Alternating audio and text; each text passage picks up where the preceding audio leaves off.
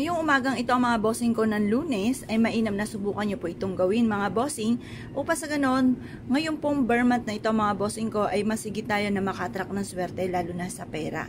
Ito pa mga bossing ko ay isa sa mga mabisang proteksyon na pantaboy din ng mga kamalasan. Ang gagawin lamang po natin mga bossing ko, ito po yung ating luya. Kayo po'y humarap sa gawin silangan ng mga bandang alas 7 at mag-wish ng mula sa inyo pong puso. Sabihin niyo po mga bossing ko, sa pamamagitan ng pampaswerteng ito ay magtutuloy-tuloy na ang pasok ng swerte at kailanman na hindi na ako mamumblema tungkol sa usapin ng pera.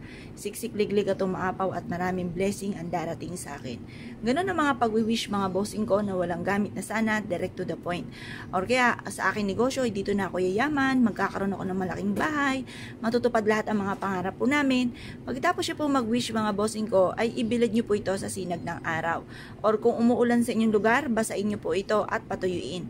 At pagkatapos mga bossing ko, ay marami kayong pwedeng gawin po dito. Unang-una mga bossing ko, ay pwede niyo po ito mga bossing ko na ilagay sa inyo pong wallet. Or kaya po mga bossing ko, ay pwede niyo rin po itong ilagay sa inyo pong bag at ang dulot nito ay swerte. Pwede ka rin maglagay ng ganito sa ilalim ng inyo pong higaan or kaya po mga bossing magsabit ka ng ganito sa may main door or kaya po sa may bintana po ninyo. Kapag may mga sibol na siya kagaya nito, pwede nyo na po itong itanim sa lupa. Ang dulot po niyan ay swerte. Mas mainam gawin nyo po ito ngayong umagang ito mga bossing ko ng Lunes upang sa ganon mapapansin po ninyo kung ikaw po ay no isang linggo ay hindi gumawa ng pampaswerte. Ngayong buong linggong ito ay siksikliglig at umaapaw naman at napakaraming blessing ang darating sa inyo. Kung kayo po naniwala at nais po itong gawin, subukan nyo na po ito, proven po ito na napakaswerte. Ngayon po mga bossing, basta positive ka lamang, mapapansin ninyo, mas magiging magaan ang daloy ng swerte matapos nyo po itong gawin. At kayo po mga bossing ko, i-a-adya nito kung saan lagi kayo ay suswertin. Maraming mga iba't ibang mga ideas na maiisip ninyo na pwede nyong gawin, na ito ang magiging dahilan kung bakit ikaw po ay palaging suswertin. Subukan nyo po ito mga bossing.